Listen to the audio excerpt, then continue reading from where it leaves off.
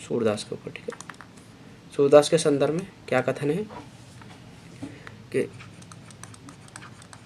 वात्सल्य और श्रृंगार के क्षेत्रों का जितना अधिक उद्घाटन सूर ने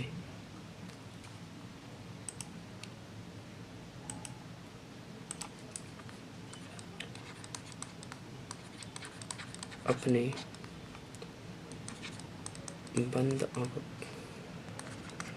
बंद आंखों से मतलब कि सूर अंधे थे, इस बात को लेके लोगों में मत है कि सूर जन्मांध थे या बाद में अंधे हुए थे, इस बात को लेके वैसा, लेकिन वो अंधे थे, ठीक है, विजुअली हैंडीकैप थे, उनको दिखाई नहीं देता था इस प्रकार से। तो सूर ने अपनी बंद आंखों से किया और कभी ये नहीं, ठीक है, इन क्षेत्रों का वे कोना कोना झांक आए हैं।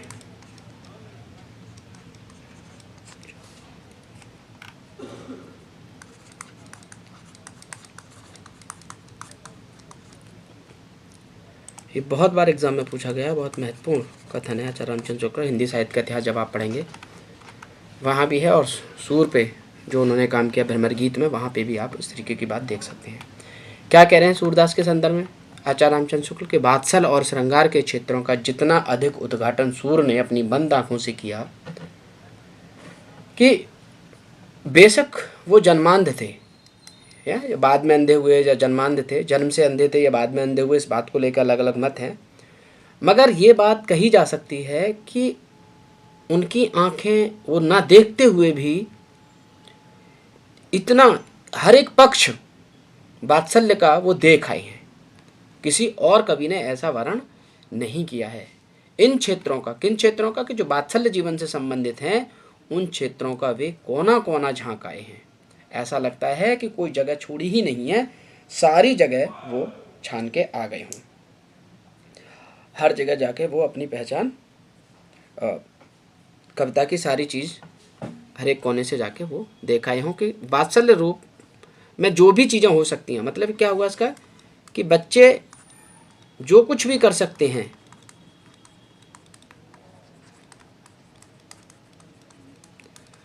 वो किस तरीके से चलते हैं, किस तरीके से उधम करते हैं ना, कैसे हंसते हैं, कैसे खाते हैं, वो सारी चीज़ें, बच्चे माँ को देख के कैसे प्यार करते हैं, वो सारी चीज़ें आपको सूर के यहाँ पर वात्सल्य जीवन का वो कोना कोना झांकते हुए दिखाई देंगे। आचार्य रामचंद्र शुक्ल के अनुसार बहुत महत्वपूर्ण कथन है, बहुत बार एग्जाम में पूछा गया है कि ये किसने कहा था कि वात्सल और श्रृंगार के क्षेत्र का जितना अधिक उद्घाटन सूर ने अपनी बंद आँखों से किया है, किसी और ने नहीं, इन क्षेत्रों का वे कोना कोना झांक आए हैं।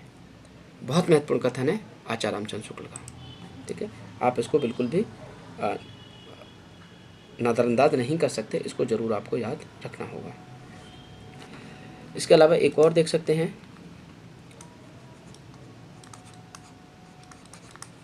भ्रमर गीत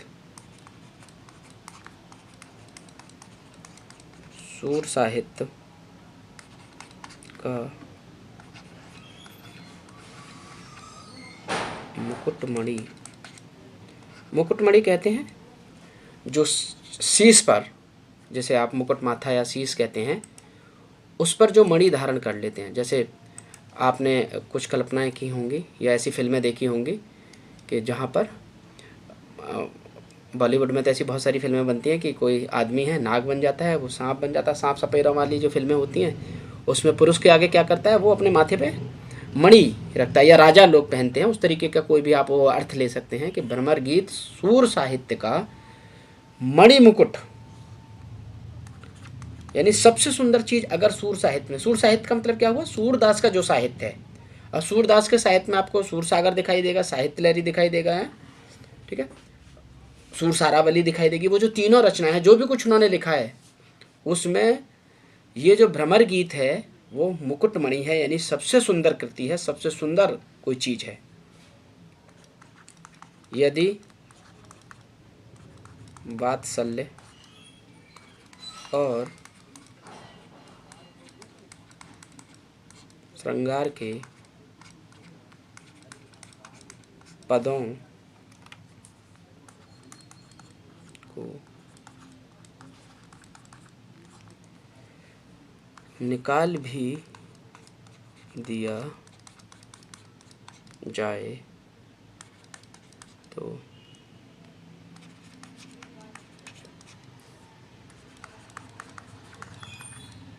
हिंदी साहित्य में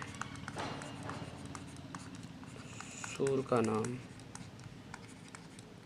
अमर रखने के लिए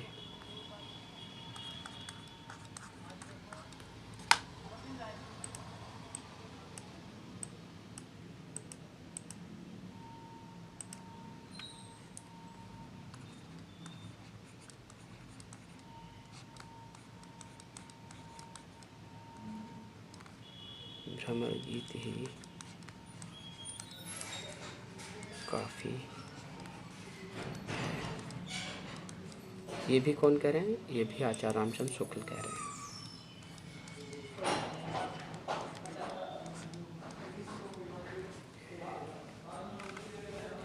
कि यदि सूर साहित्य का मणि, भ्रमर गीत सूर साहित्य का मुकुटमणि है, यदि वात्सल और श्रृंगार के पदों को निकाल भी दिया जाए।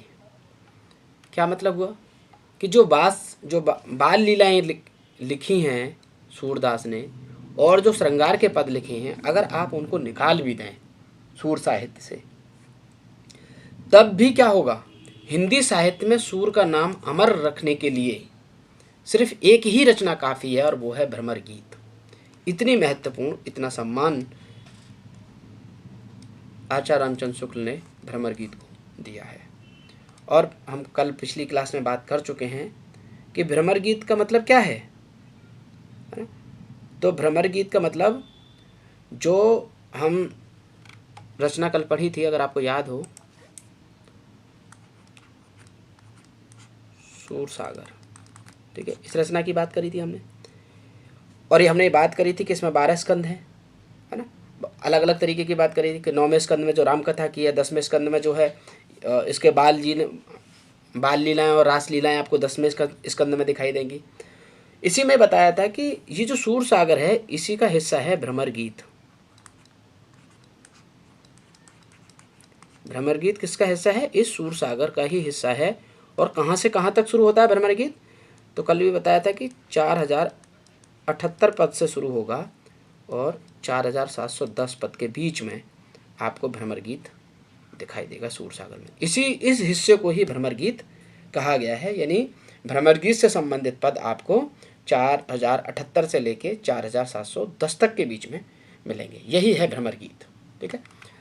तो अगर ये रचना सिर्फ भ्रमर गीत ही, इतने ही अगर पद हमें मिल जाते जो इसके बीच में है, बाकी और पद ना भी होते, है ना, बाकी अब 5000 के लगभग पद हैं सूर सागर में, अगर वो सारे पद हटा दें, सिर्फ आपको यहाँ से 4078 से लेकर 4710 के बीच वाले यही पद होते, तो भी क्या होता? शुक्ल यही कहना चाह रहे हैं कि इन पदों के माध्यम से भी हिंदी साहित्य में सूर का नाम अमर रहता, उन्हें जो है भुलाया नहीं जाता, सिर्फ एक रचना के आधार पर, और वो है उनकी भ्रमर गीत। इतनी महत्वपूर्ण रचना वो मानते हैं, ठीक है, भ्रमर गीत को, आचार्य रामचंद्र शुक्ल।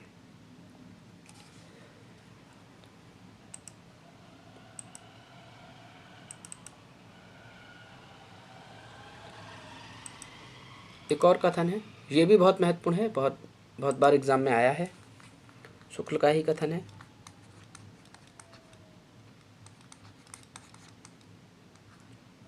आचार्यों की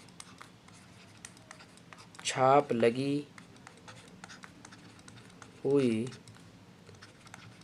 8 वीणाएं। अब ये आप समझेंगे ये कहाँ से बात हो रही है। अष्टछाप की बात करी थी हमने। अष्टछाप में 8 लोग थे, जिनको अष्ट सखा भी कहा जाता है या विनायक भी कहा जाता है। है ना। वल्लभाचार्य के और विट्ठल लाल के 4 शिष्य हैं, कल हमने बात करी थी इस बारे में। तो उन्हीं 8 लोगों के बारे में, 8 भक्त कवियों के बारे में बात कर रहे हैं शुक्ल। क्या कह रहे हैं कि आचार्यों की छाप लगी हुई 8 वीणाएं ही श्री कृष्ण की प्रेम लीला का कीर्तन करने लगी, जिसमें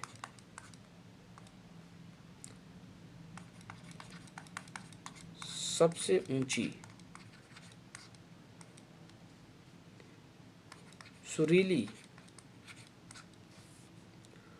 और मधुर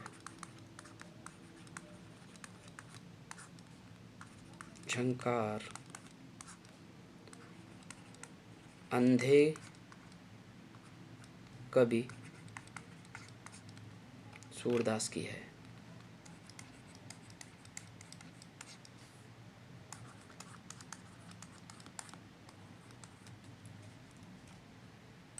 ये भी बात कर रहे हैं आचार्य रामचंद्र शुक्ल।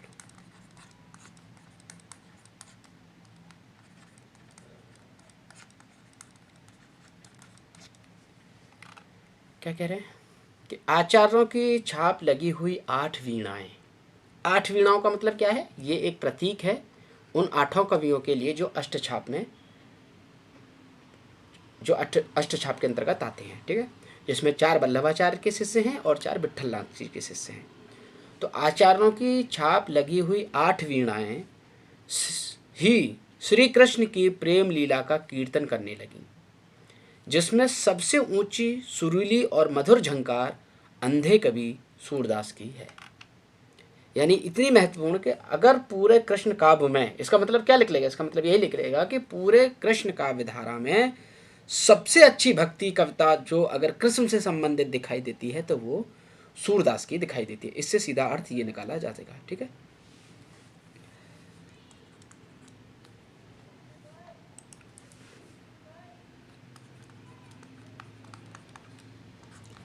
सूरदास की रचना में संस्कृत की कोमल कांत पदावली और अनुप्रासों की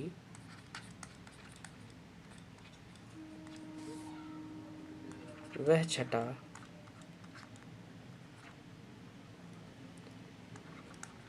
नहीं है जो हम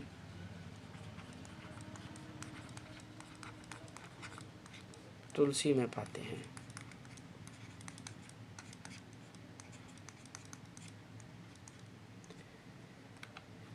ये भी कौन है? आपके शुक्ल हैं। देखिए, अगर आपको याद हो, आचार्य रामचंद्र शुक्ल ने गोस्वामी तुलसीदास के नाम से सबसे पहले अपनी आलोचना प्रस्तुत की थी और वो 1922 में की थी। कौन सी? गोस्वामी तुलसीदास।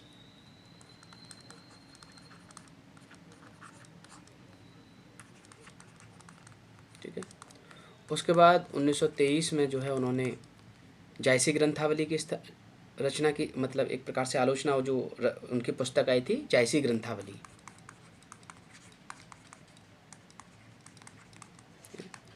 इसके बाद आया था 1924 में भ्रमर गीत।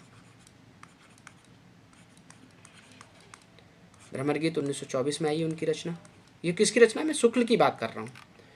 उसके बाद में आपको हिंदी साहित्य का इतिहास मिलेगा 29 में। 1929 में हम बात कर चुके हैं इस बारे में, हिंदी साहित्य के इतिहास में,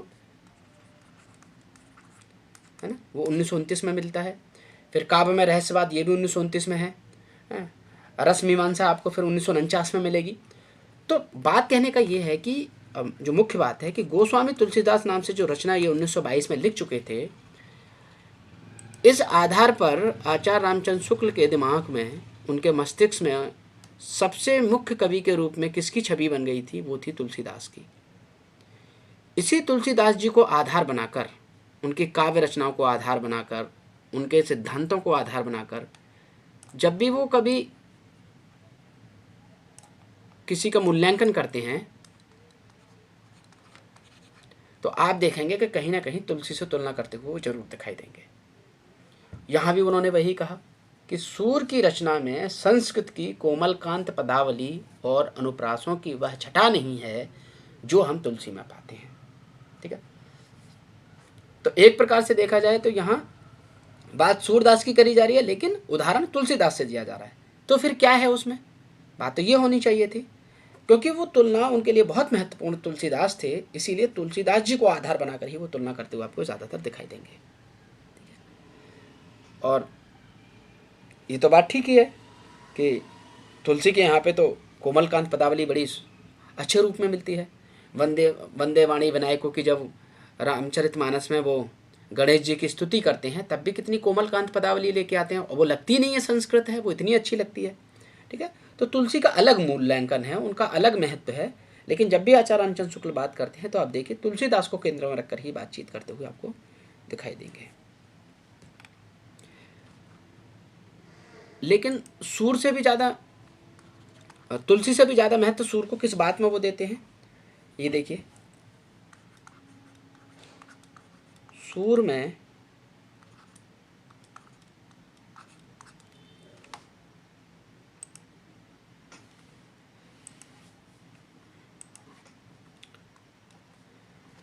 बड़ी विशेषता है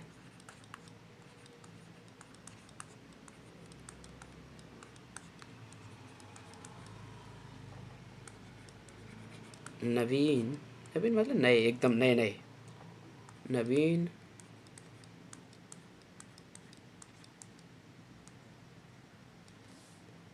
प्रसंगों की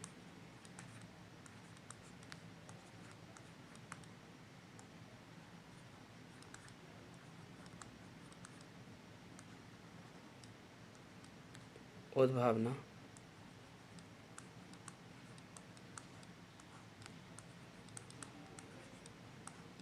करने वाली ऐसी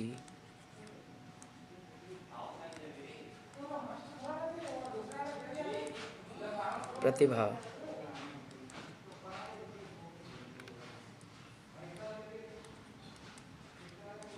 हम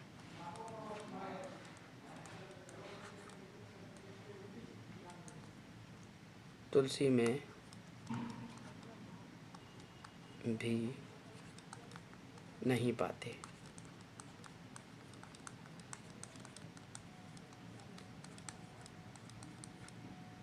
ये सबसे महत्वपूर्ण बात।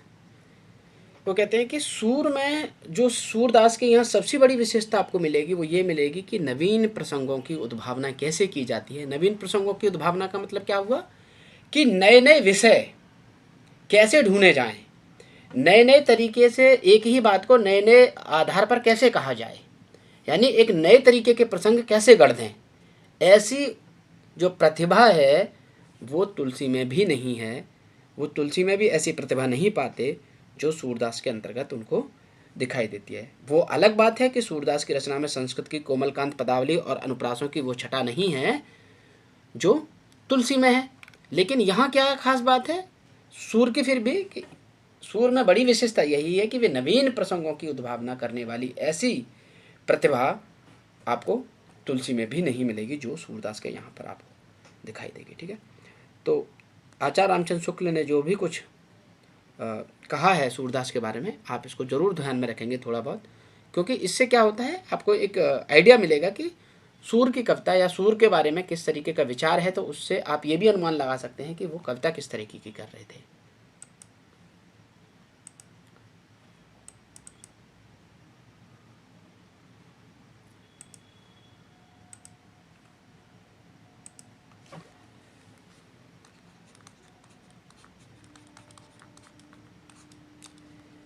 दूसरे महत्वपूर्ण कवि नंददास हैं। 1533 ईस्वी में इनका जन्म हुआ। कहाँ हुआ? उत्तर प्रदेश के रहने वाले थे। उत्तर प्रदेश में हुआ। सूकर क्षेत्र पड़ता है रामपुर के आसपास।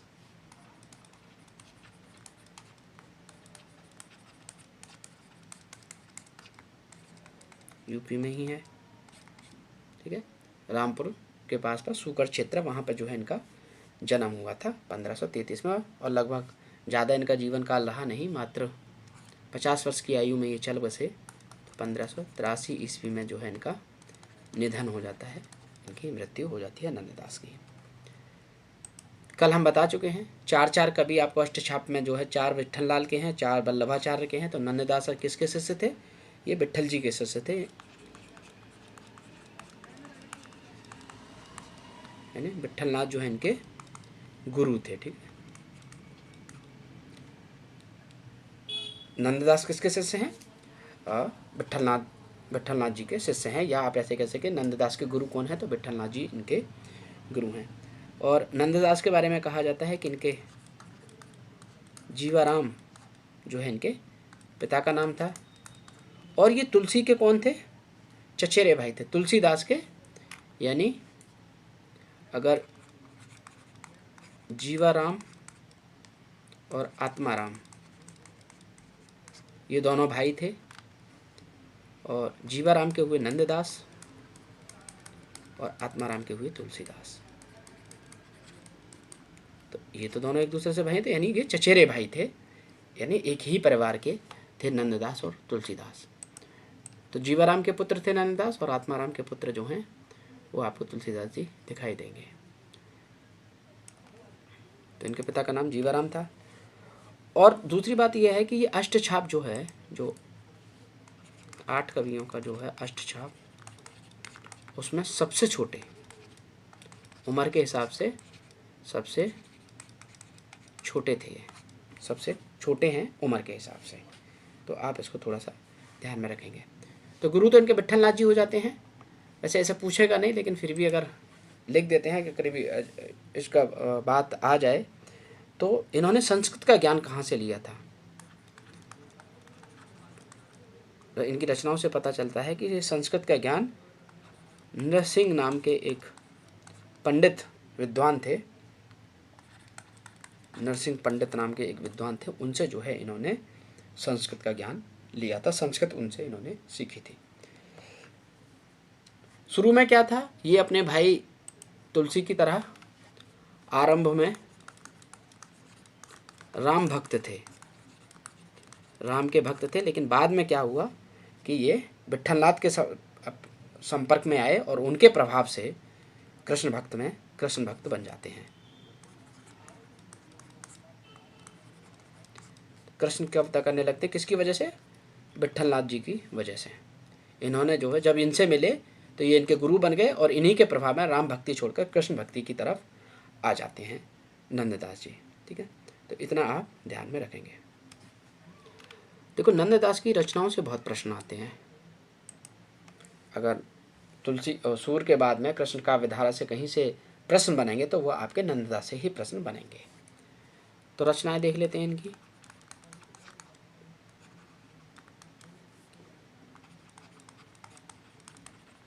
अनेकार्थ मंजरी, ठीक है। क्या है ये? तो आपको अनेकार्थ मंजरी मिलेगी, आपको एक अनेकार्थ माला, ये रचनाएं इन्हीं की, ठीक है। और मान मंजरी, ये जो तीनों रचनाएं हैं, ये क्या है इसमें? तो ये जो तीनों रचनाएं हैं, प्रश्न आया है कि बताइए अनेकार्थ मंजरी में क्या है? तो अनेकार्थ मंजरी हो, अनेकार्थ माला हो, या मान मंजरी हो, ये तीनों ही रचनाएं आपकी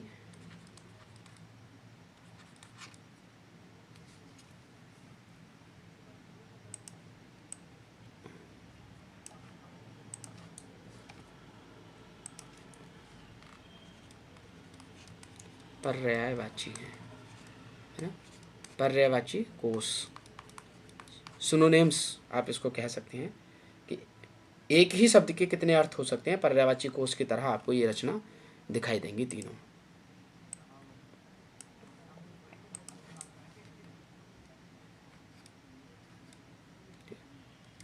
पर्यायवाची कोश, अनेकार्थ मंजरी, अनेकार्थमाला और मान मंजरी।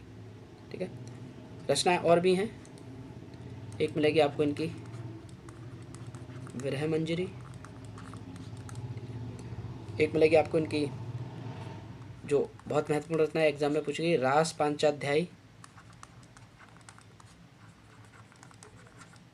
ठीक है, इसके अलावा आपको मिल जाएगी इनकी रूप मंजरी,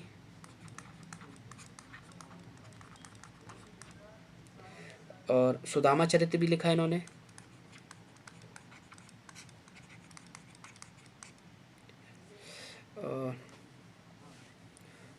और एक और रचना है इनकी रुक्मणी।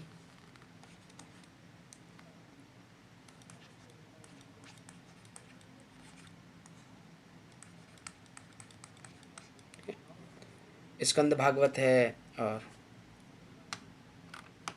पहले भी मैं बता चुका हूँ, एक रचना मिलती है जो सूरदास से मिलती हुई रचना है, लेकिन सूरदास की भ्रमर गीत है और इनकी है भंवर गीत। आप इसको याद रखिएगा, वहाँ आपसे आ जाए प्रश्न में कि बताइए भंवर गीत किसकी रचना है, तो आप इसे सूरदास की नहीं लगाएंगे, सूरदास की तभी लगाएंगे जब उसमें भ्रमर गीत हो। भंवर गीत जब रचना अगर पूछ ले तो ये नंददास की रचना है, ये रचना सूरदास की नहीं है। सूरदास की भ्रमर गीत है, इनकी भंवर गीत है। ठीक है, तो आप इसको ध्यान में रखेंगे। और दान लीला है, मान लीला है, और कई सारी रचना है, लेकिन आप इतनी ही रचना को याद रखेंगे तो भी चलेगा। टीजीटी में इससे ज़्यादा नहीं पूछा जाता है। हाँ, ये है कि जो इनकी रचना है अनेकार्थमाला, अनेकार्थ मंजरी और मान मंजरी, ये जो है इनके पर्यायवाची कोश हैं, आपको इसमें भी ध्यान रखना है। विरह मंजरी, ये जो रचना है इसमें क्या मिलेगा आपको, 12 मासा। 12 मासा का मतलब होता है 12 महीने का वियोग पूरा, तो 12 मासा पद्धति में ये एक आपको रचना मिलेगी। 12 मासा पद्धति में रचित है, पद्धति में रचित रचना है, और भावात्मक काव्य है एक प्रकार से। बहुत ज़्यादा आपको भावों के अंदर भर देगा, ऐसी ये रचना है, तो भावात्मक काव्य आप इसको कह सकते हैं। ठीक है, विरह मंजरी 12 मासा पद्धति में है, और ये एक प्रकार से भावात्मक काव्य है।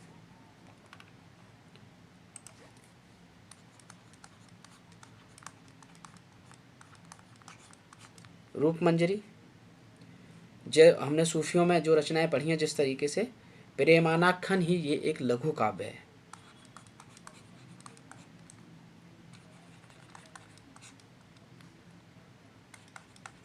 लघु काव्य आप इसको कह सकते हैं, छोटा सा लघु काव्य। लघु का मतलब होता है छोटा, छोटा सा काव्य। प्रेमाख्यान जो है उसमें प्रेम का आख्यान है, एक प्रकार का छोटी सी रचना है। और होता क्या है कि ये जो नायिका है रूप मंजरी, ये स्वप्न देखती है, और स्वप्न में किसको देखती है, भगवान कृष्ण को देख लेती है। जब ये स्वप्न में भगवान कृष्ण को देख लेती है, अब वो उनको इतने प्यारे लगते हैं, इतने सुंदर लगते हैं कि ये रूप मंजरी कृष्ण से प्रेम करने लगती है। ठीक है, अब यही पूरी कहानी है कि वो प्रेम करने लगती है। और ऐसा भी माना गया कि ये जो रचना लिखी नंददास ने, ये अपनी ही प्रेमिका को आधार बनाकर रखी, क्योंकि नंददास की प्रेमिका का नाम भी रूप मंजरी ही था। नंददास की प्रेमिका का नाम क्या था, रूप मंजरी।